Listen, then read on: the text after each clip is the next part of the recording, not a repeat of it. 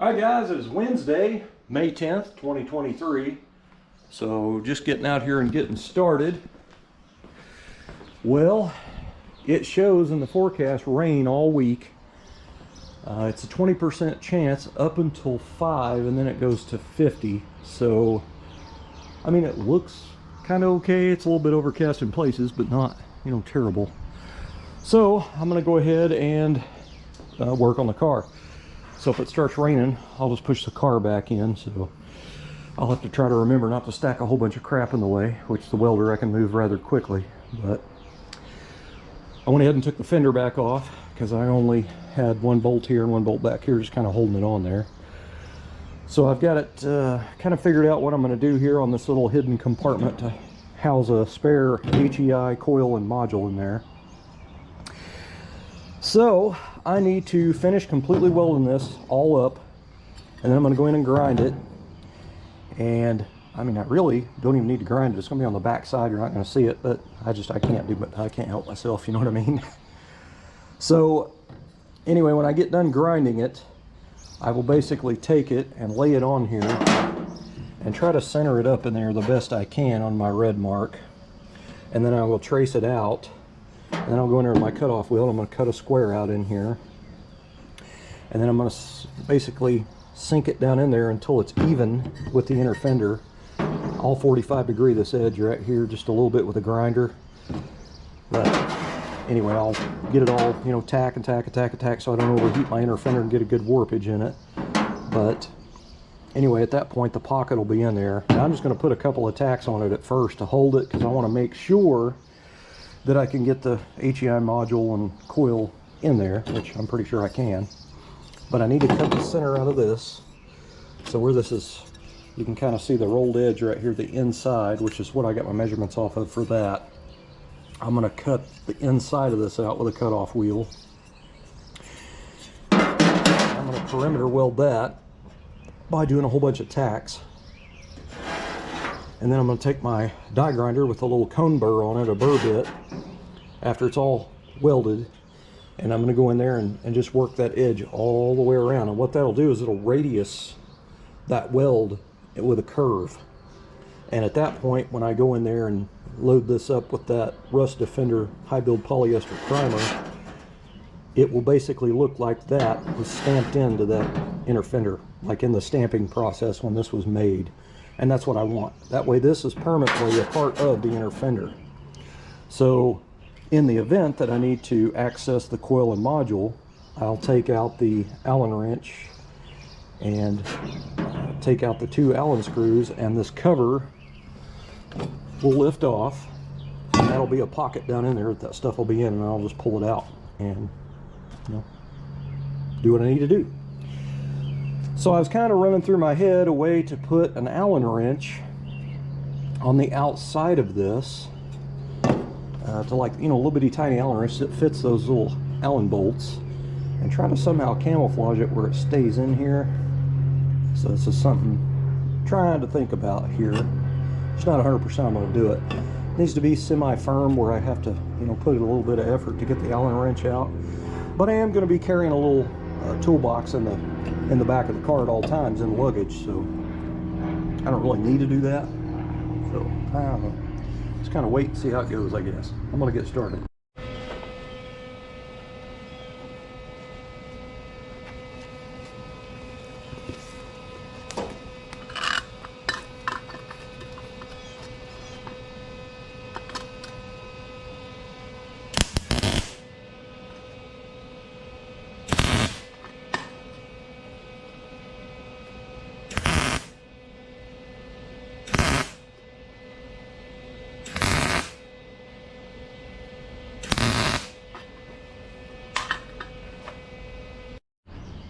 Alright, so since I have to cut the center of this out, I don't want to get up here into this rolled edge.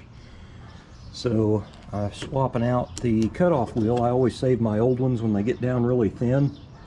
That way it's a little bit better to get into something that small versus something like that. So anyway, this will get a little bit deeper down in there than that will, because this being that wide, it'll start getting into these rolled edges before it gets out here. So I'll swap out the disc there and cut it out.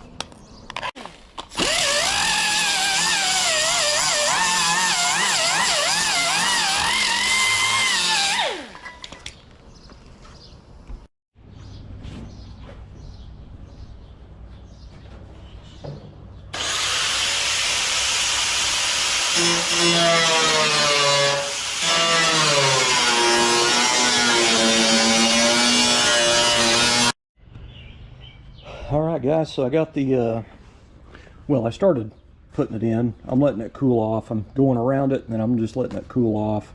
Tacking a few up here on the headlight cap again and then going back to it. But right now I'm going to go in and take my dog out and get me something to drink, and that way this will cool off really nice. But anyway, the piece I cut out of the fender I laid down in there because all this slag going in there with all that clean metal in there, it's the slag's jumping on my box basically, and I'll have to go in there and clean all that stuff off there. So I laid that in the bottom just to keep the slag to a minimum, sticky slag anyway. So I had a buddy stop by a little bit ago, and he's been watching my YouTube videos, and he's walking around the car and looking at everything, and he goes, "I can't believe you started on that," which he hadn't seen the video I posted this morning showing this, but he goes, "I can't believe you're working on something totally different and not finishing up all this stuff." And I said, "Well, you know, people's already seen a couple of videos of this headlight cap and me welding and stuff like that. Does anybody really want to see another video of me putting more tacks on that and doing the same stuff on the fender that I've already showed?" He goes, "Good point." So, you know what I mean? The way I'm doing it is this up here requires so much welding, so much tacking to do. So I can put this in, go around this, skipping tacks, and then I put tacks on there. That's giving me a lot of time from skipping from there to there, so I'm kind of doing it all at the same time, you know what I'm saying? But oh well, I guess I can't please everybody. It's kind of funny when you're building your own car, people's got to tell you how to do it. Alright guys, I've started my grinding process here. I've got it pretty much tacked in. Now when I get done grinding it, there's going to be some spots that the tacks didn't quite get touching, you know, each other, so there's going to be a little hole. So I'm just going to fire up the welder, go back and zap them again, and go back and regrind. And I'll do it as many times as it takes until it's all pretty much filled in. So while I was tacking there, I'd tack over here, you know, kind of skip around back and forth. One of the things about grinding, and this is what some guys don't realize, is you skip your tacks when you're welding, and it's to keep the panel from warping or getting a lot of bad distortion in it from too much heat in an area. It'll pretty much sink because it's shrinking. So what a lot of guys do is they'll put a, you know, big flap wheel on their grinder, turn that thing on and go right in there and just start grinding it down. Well, at that point the metal turns blue because of the heat, and you will watch the panel sink in. So when you grind your panel, you want to treat it just like your tack welding it to keep the distortion out. Don't grind all the way down. Grind a little bit, skip over here, grind a little bit, go back, grind a little bit, skip over here, grind a little bit. So just kind of work your way around, and it'll keep the heat out of it, because you can put this just about the same amount of heat as the welder does in there, so it still warps it. So the flap wheel is not a good idea for sheet metal. Use that for big stuff.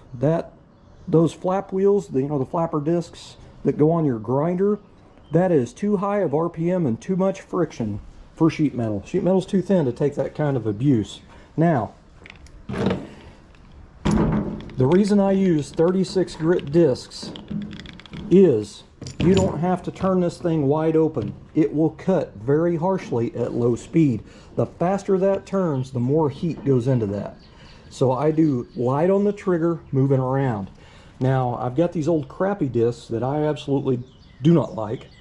And then I got in a box of Norton Blaze, which is my favorite.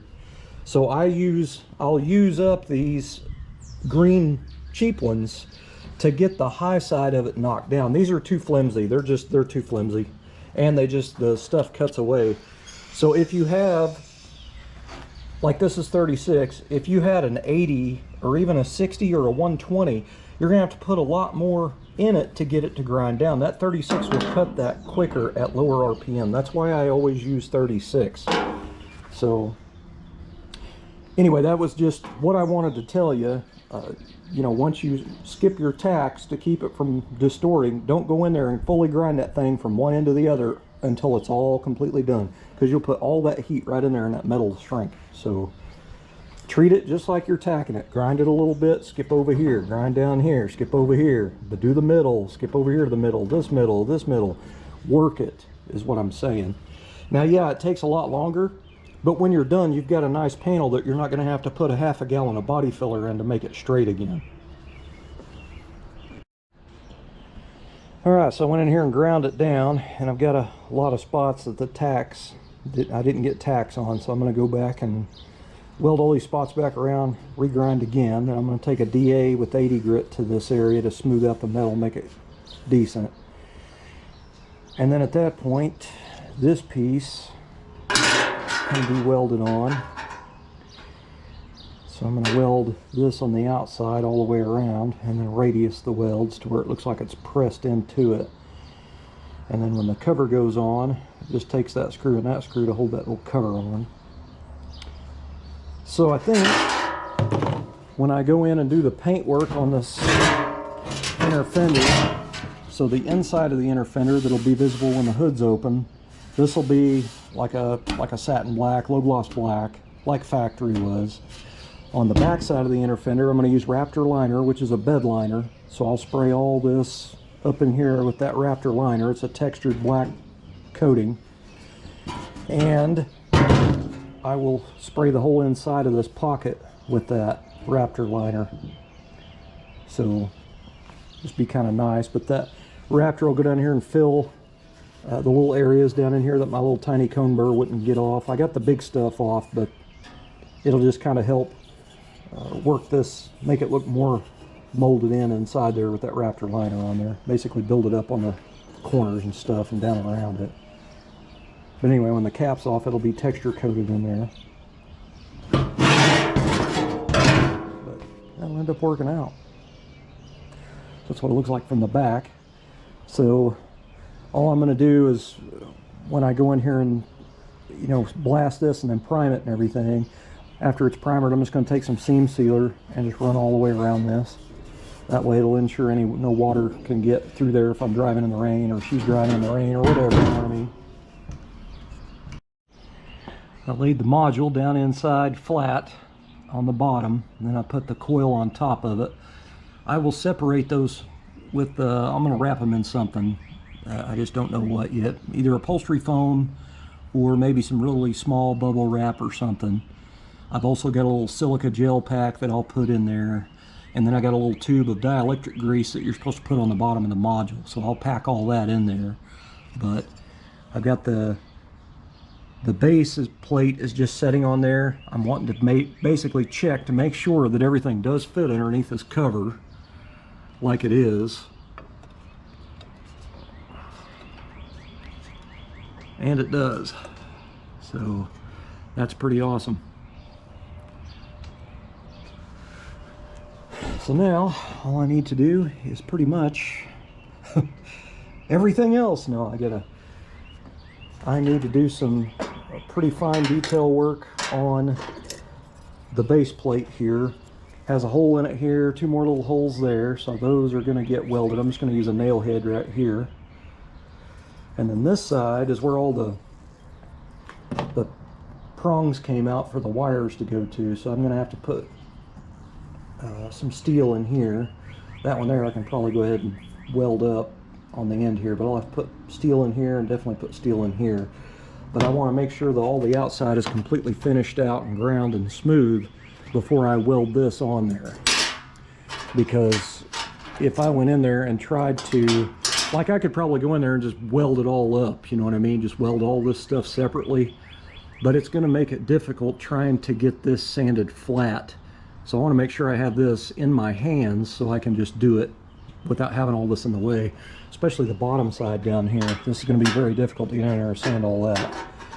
So what I basically want to do is just put tacks all the way around until it's completely welded, and then bevel grind it with my die grinder, and then probably take a little bit of filler on my finger and just run it around that whole outside edge. And then I'll use a small piece of probably 3/16 brake line, a little steel piece of brake line with some 80 wrapped around it, and I will basically sand that in where it's molded in. And then when I spray that inner fender with that polyester high build, it'll literally look like this piece right here is stamped into that inner fender, and that's what I want. I want that look.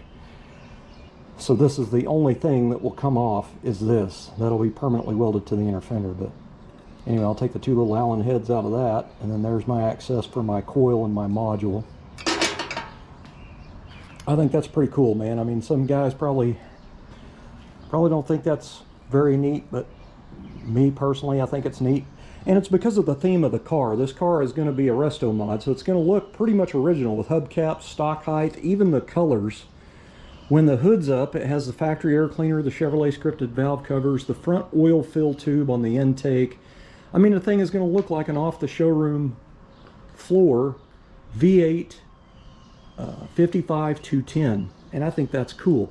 This is a voltage regulator that was off of this car, so I just think it's cool. I wouldn't have went through all this if it didn't say Delco Remy stamped in it right there. I just think that's cool. That's the detail for me right there. But the inner fender will be painted trim black, low gloss black, something like that. This cover right here, I'm going to paint high gloss black. I'm not going to go back and try to paint the letters on that or anything. It'll shine just fine in that gloss black, but that'll be gloss black. And then the rubber gasket is, the rubber's in really nice shape, so I can go through and clean it up with wax and grease remover and microfiber, and it'll look like a brand new piece of rubber. So that'll be a wonderful detail with two polished stainless steel button head Allens holding that on there. That is going to be, that's a hell of a lot of work for something that small of detail, but that is, to me, is just cool. That's the stuff that makes me want to come out and work on a car right there. This is art, in my opinion. But that voltage regulator, I believe, was mounted on the back side of this baffle originally. So I don't want to put it down there because I'm going to have my windshield washer jar here. And I don't want to lean way down here to try to get that cover off. Where I've got it now, I can just lean over the fender or even from the front and take it out. So I've got really long arms, so it's kind of nice, I guess. But so I've got more work to do. I've got that pocket pretty much finished out. I mean, for the most part. So I went through and I ground on it, and I actually got a little bit too deep on my grinding and just in this little line right here, but I don't care because when I weld this bezel on here, it's going to be covering it anyway. But all this pocket down in here will be bed linered. The outside will be trim black, nice smooth paint. So I think it'll be pretty awesome. But that's pretty cool. It'll fit right down in there.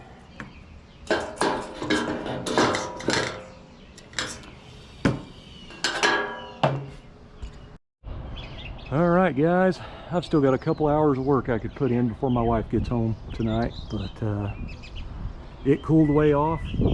I can actually smell rain, so I went ahead and pushed the 55 back in, and I went ahead and pushed it really far in, and I put my welder here at the back. So what I'm going to go ahead and do is I'm going to continue working on this until it starts raining, but I didn't want to wait till it started raining and then try to get the car in the garage, you know what I mean, with that bare metal and bare plastic. So at least now it'll be out of the elements. This, I don't care if it gets a little water on it, because even if it flash rusts this bare metal, these are going to get blasted anyway. But I want to continue working, and now that it's cooled off a little bit, it feels really good out here. But anyway, I'm going to try to get this at least patched up and then all ground and smoothed out. And who knows, I might be able to tack that on there and get started on it before it starts raining, but we'll have to see. Dang it.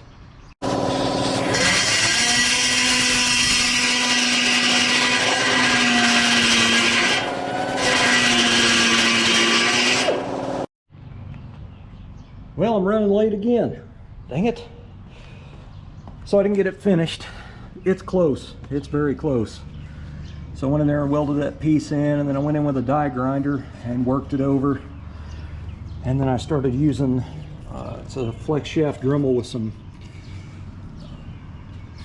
cone sanders on there. And I need just a little bit more tack welds, and then go back and work it some more, and I think it'll look really, really nice. It's probably good enough to where I can go ahead and put filler on my finger and go around it, and then go back and block it with a piece of tubing with 80 on it. And I may just do that. That looks pretty decent. I mean, it's molded in, you know what I mean? And then I blasted this. So that's how it will be on there. I just wanted it to look like the mounting base was pressed into the steel. So that'll work. That is it for today, guys. Time's up. Get after it tomorrow, but it may be raining. Thanks for watching.